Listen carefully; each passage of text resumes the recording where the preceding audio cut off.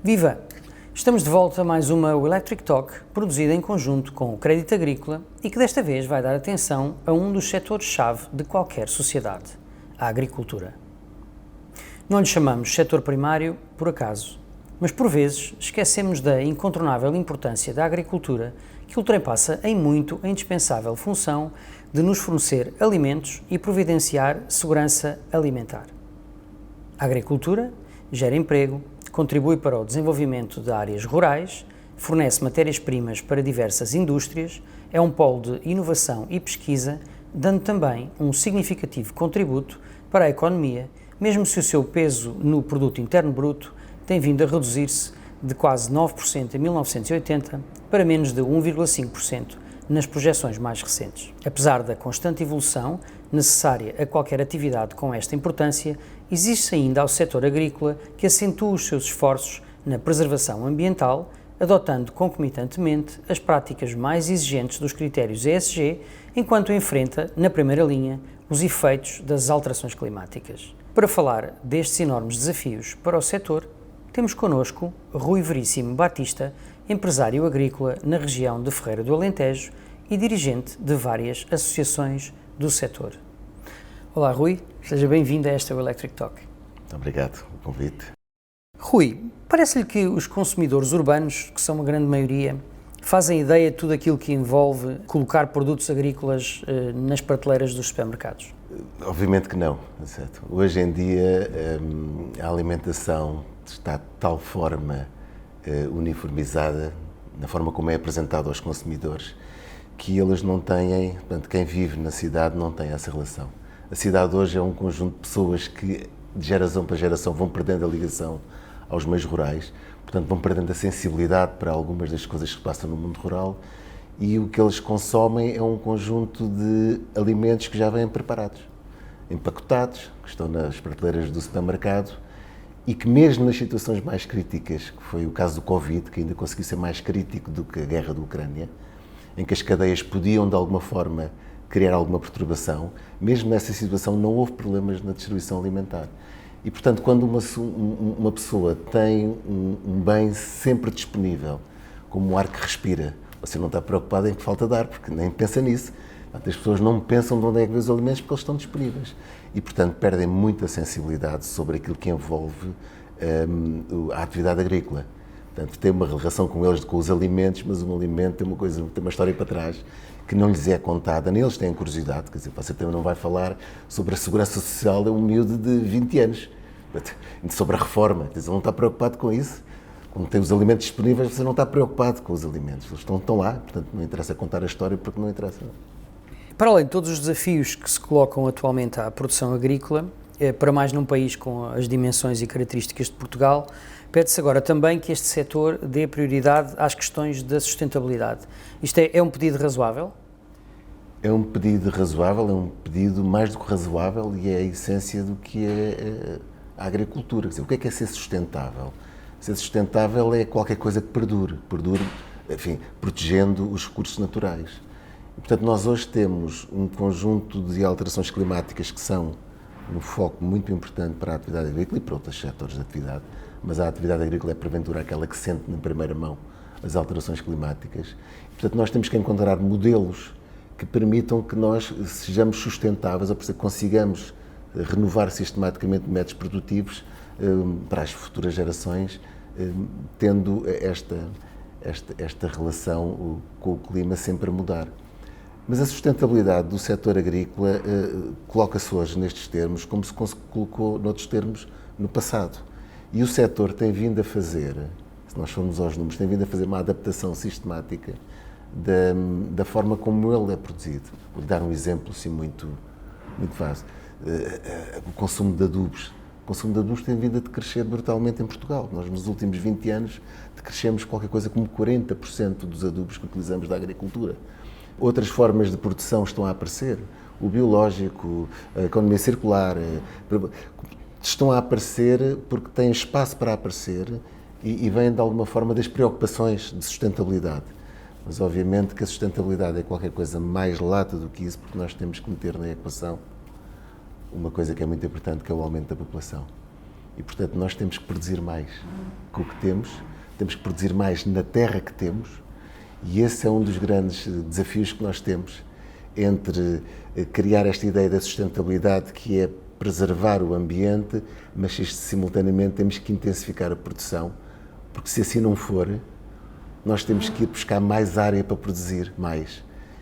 E quem sofre quando nós aumentamos a área de produção são aquelas zonas que nós não queremos tocar. São as Amazónias, desta vida e por aí fora.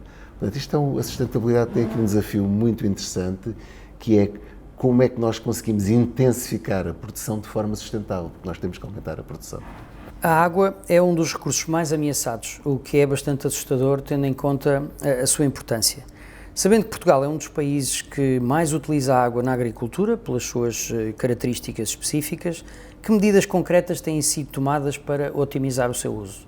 Eu sou muito crítico em relação às políticas, à forma como se aborda a questão da água em Portugal, porque é uma forma muito conservadora. Portugal não utiliza mais água na agricultura do que os outros países mediterrâneos. Se nós formos ver França, Grécia, a parte do sul de França, os níveis de utilização da água são sensivelmente os mesmos que Portugal. Portugal utiliza cerca de 70% da água que consome, portanto, que utiliza, é alocada à agricultura. Os valores são similares ao outro. Mas porquê é que eu sou tão crítico em relação à forma como nós estamos a analisar o problema da água em Portugal? Ao contrário do que as pessoas pensam, Portugal é um país extremamente generoso em recursos hídricos. Portugal tem muita água, só que ela está muito mal distribuída. Eu vou-lhe dar um número que provavelmente o Adelino vai ficar chocado.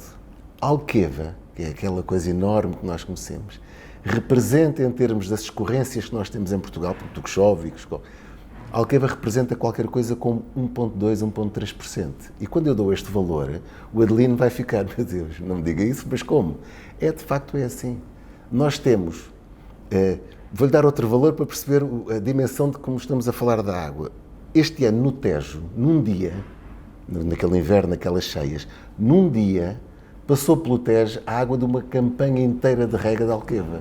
Qual é o problema que nós temos em Portugal? Nós temos em Portugal falta de armazenamento e temos que pensar, estudar, eu não digo que seja viável, mas tem que ser estudado, a possibilidade de trazer água lá de cima, ou das bacias mais generosas, cá para baixo. Do ponto de vista ambiental tem impactos, com certeza que tem impactos, mas vamos estudar esses impactos.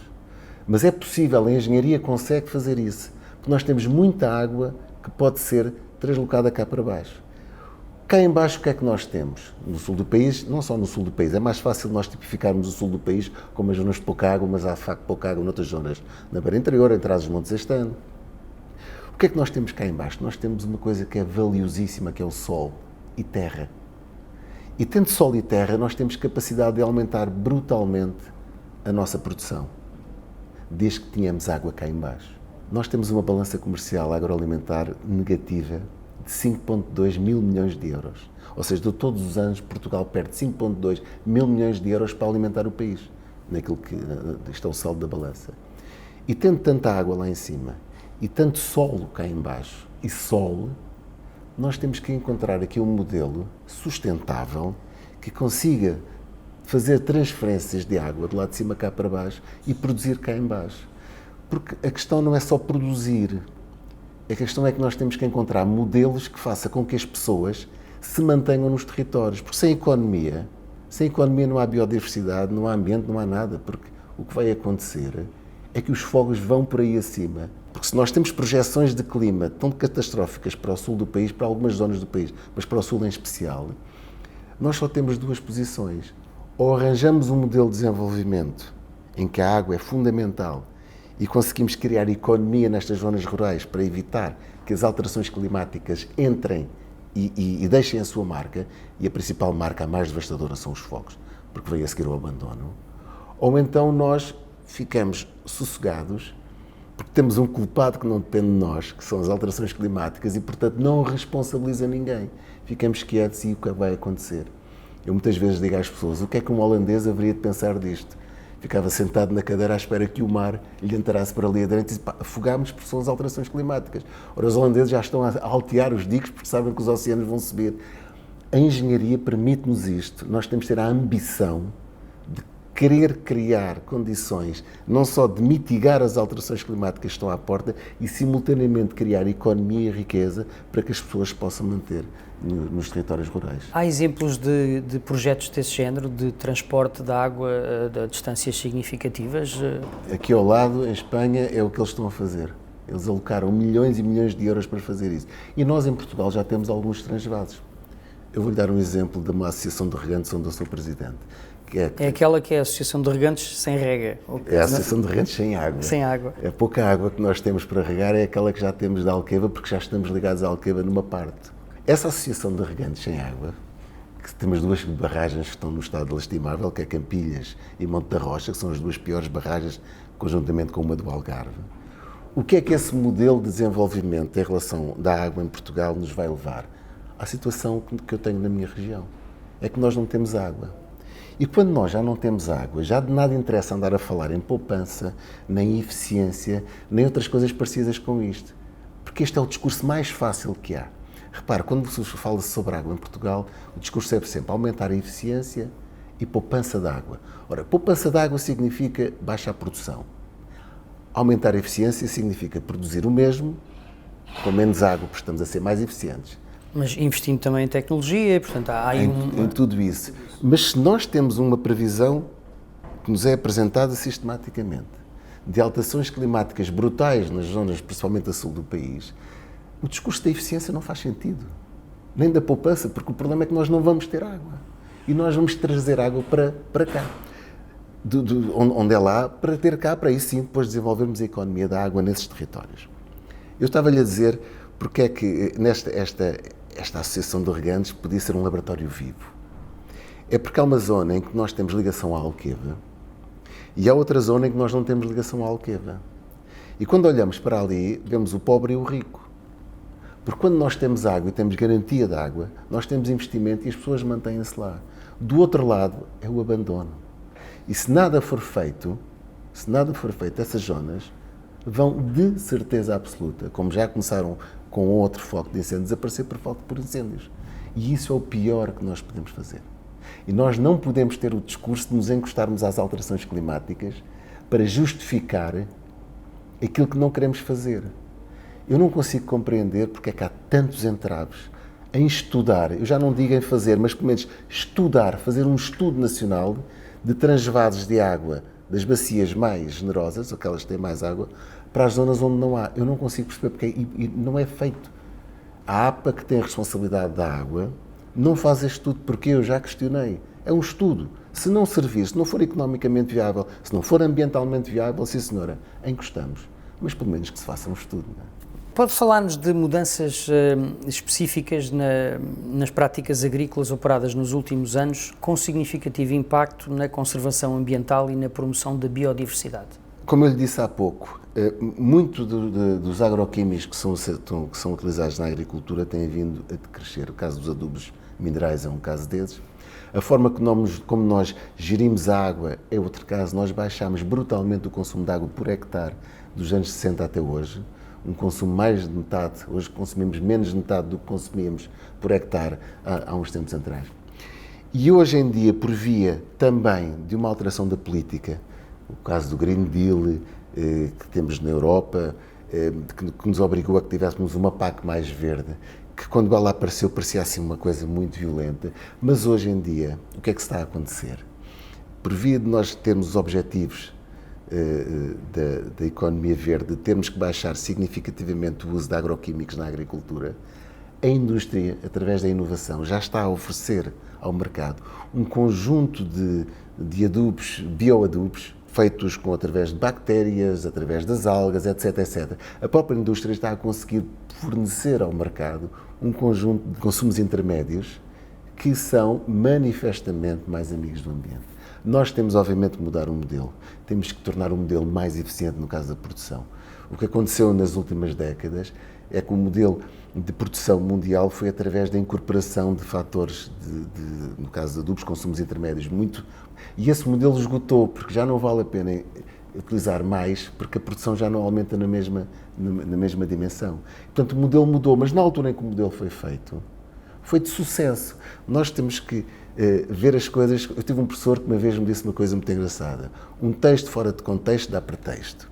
É muito fácil nós vermos as coisas fora do contexto e fazer comparações. Um dos casos de maior preservação da Amazónia foi este modelo, porque este modelo permitiu aumentar a produção para alimentar o mundo sem utilizar mais terra. No futuro nós vamos ter que fazer este modelo de uma forma melhor. É não aumentar a terra que temos disponível para a agricultura, mas aumentar-lhe a produção. Este é o grande desafio. Mas a tecnologia, a agricultura de precisão, essencialmente a tecnologia é quem pode resolver este binómio de manter a área agrícola e aumentar a produção, porque a população está a aumentar. Não é? Apesar de toda a ajuda dada pela tecnologia, o trabalho manual continua a ser muito importante neste setor. Que medidas têm sido implementadas para garantir que, ao longo da cadeia de valor, no setor agrícola, existem condições de trabalho dignas, aliadas aos princípios de inclusão e respeito pela diversidade? Essa é uma pergunta muito interessante. Nós hoje, no modelo agrícola europeu e do sul do país, do sul da Europa, temos a necessidade de incorporar alguma mão de obra. E Portugal já não tem mão de obra. Hoje em dia, nas zonas rurais, nós temos uma enorme dificuldade em contratar recursos humanos portugueses. Não há. O mercado não tem. E, portanto, tivemos que recorrer à imigração para complementar algumas atividades que nós temos. E isso acontece em toda a Europa, não é uma questão específica de Portugal. Em toda a Europa e nos Estados Unidos também. Portanto, uma das razões, os Estados Unidos hoje em dia têm uma pressão muito grande de imigração para trabalhar nos seus campos, porque não há americanos para fazer esse serviço. Portanto, acontece na Europa, Espanha então é um caso paradigmático disso, por causa daquela produção toda hortofrutícola, que é onde a mão de obra é mais necessária, na produção hortofrutícola, mais do que noutros setores. E nós, inevitavelmente, temos que aceitar a ideia de que temos que ter imigrantes nos nossos campos, porque senão assim não conseguimos produzir com níveis que sejam sustentáveis para o empresário agrícola. E foram cometidos alguns excessos, com certeza que sim, mas o que não deixa de ser, de alguma forma, também revoltante é porque toda a gente conhecia esses excessos, mas ninguém fez nada até que o excesso saiu cá para fora nas notícias. E temos que fazer um esforço como país, e aí o Estado tem uma função fundamental de fazer um controle em cada empresa para que essas pessoas tenham um trabalho digno. Não é admissível aqueles casos que nós conhecemos. Não é. E esses casos têm que ser profundamente castigados para quem os fez. Mas nós temos que criar essa consciência de que os trabalhadores têm que ter condições absolutamente dignas, e aqui entra a política de imigração, mas também temos que fazer na Europa, e o consumidor tem que estar alerta para isso, que muitas vezes aquilo que não é produzido cá, com os nossos padrões de qualidade, é substituído pelas importações de lá com padrões de qualidade que nós não conhecemos, e em zonas do mundo em que, de certeza absoluta, a dignidade humana não é propriamente um critério prioritário nas empresas que os produzem. E, portanto, muitas vezes, quando nós temos este discurso de não fazer a produção cá, porque há modelos que são um bocadinho mais violentos, que temos que os corrigir com certeza, mas comer um bife de outras latitudes ou comer um abacate de outras latitudes, fechamos os olhos. E provavelmente estaremos melhor a produzi-los cá, nestas condições, do que ir buscar a outros lados do mundo. Conte-nos, por favor, histórias de sucesso do setor agrícola nacional que nos possam inspirar a replicá-las. Sabe que eu podia responder-lhe essa pergunta com um ou outro caso que conheço. Mas esses pequenos casos não são significativos. A história de maior sucesso que nós temos na agricultura portuguesa, e às vezes pode chocar, eventualmente nos últimos anos, é a Alqueva. E a Alqueva, e as pessoas, quando eu digo isto, ficam, meu Deus, mas Alqueva, as culturas super intensivas e aquelas tensões enormes daqui para ali. A pergunta deve ser feita ao contrário. E se não houvesse Alqueva, como é que era aquela região? Eu gostava que me dissessem como é que era toda aquela região que a Alqueva hoje abastece. Como é que ela era? Eu sei como é que ela era porque eu sou alentejano e, portanto, eu vivo no Alentejo e sei como é que eram aquelas regiões. Alqueva é, com todos os problemas que podem ser corrigidos, um modelo de sucesso absoluto, porque fez a criação de uma região que estava nitidamente votada ao abandono, porque a produção de sequeiro não gera riqueza e a sociedade já não está tão disponível para libertar verbas dos seus impostos para subsidiar um tipo de atividade económica, agricultura, apenas para pagar serviços. Obviamente que há muitos serviços que a agricultura de sequeiro presta à sociedade, muitíssimos. Desde logo biodiversidade, enfim, sequestro de carbono, por aí fora. O problema é que nós sabemos que é assim, mas para ser assim em larga escala, nós temos que financiar esse modelo, o modelo do sequeiro. E a sociedade, entre aquilo que diz que gosta de fazer e aquilo que diz que gosta de pagar, vai uma grande diferença. E, portanto, eu não creio que a sociedade esteja disponível a criar modelos desses que não são produtivistas, são modelos conservacionistas.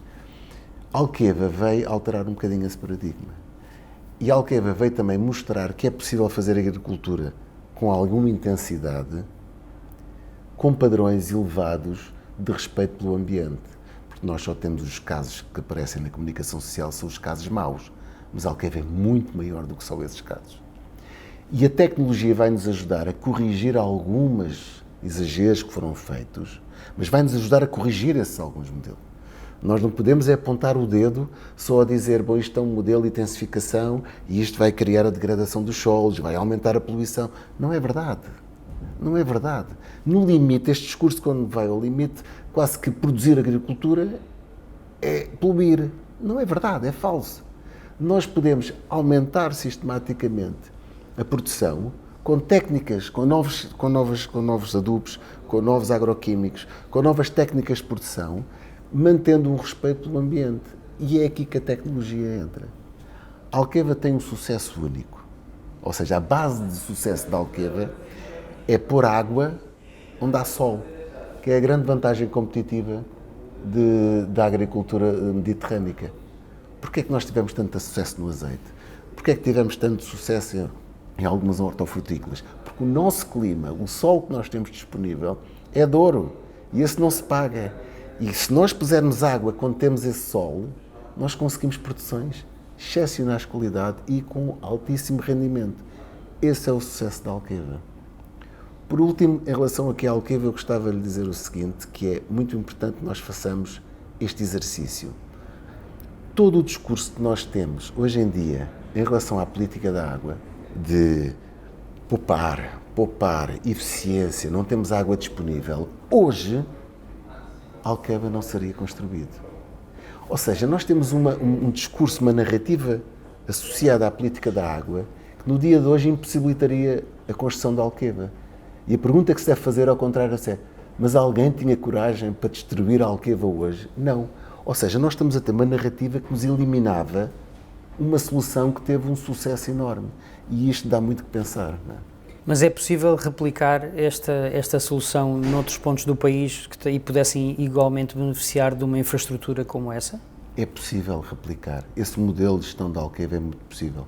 A Alqueva não é só rega. A Alqueva tem por trás um departamento de ambiental que se preocupa muito com questões da biodiversidade. A Alqueva é a produção de energias alternativas, de energia solar, painéis flutuantes, por aí fora. A Alqueva é estudo sobre cultural, eles têm um património, têm um estudo sobre...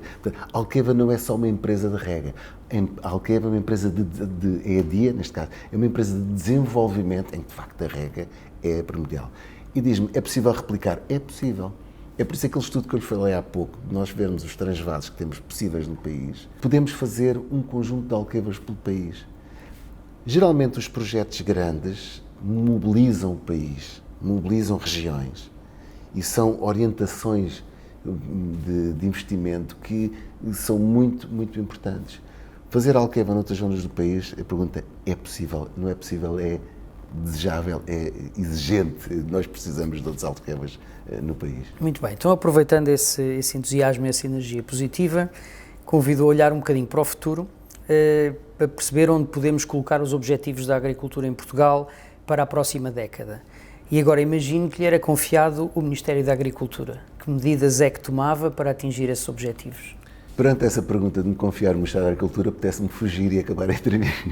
Não, eu só confio durante 5 minutos para ver as suas ideias e depois passamos à próxima fase. Claro. Se eu fosse... Há duas coisas que para mim que têm sido trágicas na política agrícola, Isto parece uma tragédia, na política, não só deste governo, desta ministra, mas de outros ministros, tem a ver com o facto de nós deixarmos de pensar a agricultura em termos estratégicos para o país. E porquê é que nós deixamos de pensar a agricultura em termos estratégicos? Porque todo o ciclo político está associado aos planos de financiamento, aos quadros comunitários que se utilizava antigamente, hoje já não se utiliza. E, portanto, quando o ministro se senta na secretária, a preocupação dele, porque é aquilo que politicamente o vai mais, enfim, avaliar, é a taxa de execução. A pior coisa que aconteceu ao Ministério da Agricultura e a outros setores é a taxa de execução. Porque se for reparar todo o discurso político aos milhões, os milhões efetuámos, pagámos, mas pagaram o quê? Não se sabe, mas pagámos. E quando assim é, toda a nossa ambição acaba no final do quadro comunitário. Este caso do estudo da água que eu lhe falei, não é uma coisa para se fazer em 5 anos. Isto é uma coisa intergeracional. Estamos aqui um investimento para 20, 30, 40 anos. Mas o Ministro da Agricultura em Portugal deixou de ter esta serenidade intelectual para poder pensar assim, porque ele é avaliado no momento, ele é avaliado a curto prazo. E, portanto, se calhar não é só na agricultura, não é? Exatamente, mas como a agricultura tem uma componente de financiamento da atividade de uma forma muito diferente, porque a PAC é diferente das outras políticas, e de facto a PAC depende muito dos subsídios, todo o trabalho do Ministro, portanto diz-me assim, qual era a primeira atitude que eu fazia se fosse Ministro, acabava com os quadros comunitários? Não sei se é possível, porque isto tira-nos a visão estratégica da agricultura. Os quadros comunitários não são compatíveis com uma visão mais de longo prazo? São, mas os exercícios de estratégia que nós fazemos em cada quadro comunitário não é uma estratégia que nós façamos, é uma estratégia que nós adaptamos àquilo. Portanto, o documento é um documento quase que administrativo, porque nenhum Ministro da Agricultura veio prestar contas da execução dos seus quadros comunitários com base em indicadores de qualidade. São todos com base em indicadores financeiros. A experiência que nós temos, e eu trabalhei na administração também, é que no início dos quadros nós perdemos o tempo todo a fazer leis, e aquilo não anda. E depois, quando chegamos ali a meio do quadro, a taxa de execução está atrasada, e então aquilo é aprovar em barda, então como estamos nos últimos anos, aquilo é aprovar tudo para que a taxa de execução fique lá em cima. E, de facto, isto não é forma de fazer política, isto não nos permite ter a serenidade de pensar o futuro. Vou-lhe dar um pequeno exemplo do que é que eu faria como Ministro. A política da água, então, seria, enfim, era daquelas políticas em que nós... Um aspecto estratégico fundamental da água. Já reparou que todos os maiores rios que abastecem Portugal nascem do lado de Espanha? É que nós vamos ter seca em Espanha. Nós estamos a pensar que os espanhóis um dia, que tenham uma grave crise hídrica daquele lado, vão deixar passar água para este lado, porque temos convénios com eles. Ai, meu Deus, isto não percebo nada da história. Portanto, e nós temos que criar uma rede de armazenamento e distribuição interna, porque isto é uma questão estratégica fundamental. Porque se eles um dia cortarem a água do outro lado, se os portugueses lá estivessem daquele lado, era igual. Eles têm que salvaguardar também os seus interesses pessoais. E se as alterações climáticas são de facto tão importantes, nós temos que criar autonomia face ao outro lado da fronteira, porque eles legitimamente também precisam de utilizar aquela água. E, portanto, dizia, se eu fosse Ministro da Agricultura, uma das coisas que fazia era acabar com os quadros comunitários e o outro era ter realmente uma política da água muito séria em Portugal para manter a atividade económica nos territórios rurais. Muito bem, Rui. Muito obrigado por esta conversa e pela sua disponibilidade. Foi muito interessante. Muito obrigado. Nós voltamos em breve com mais uma Electric Talk. Obrigado.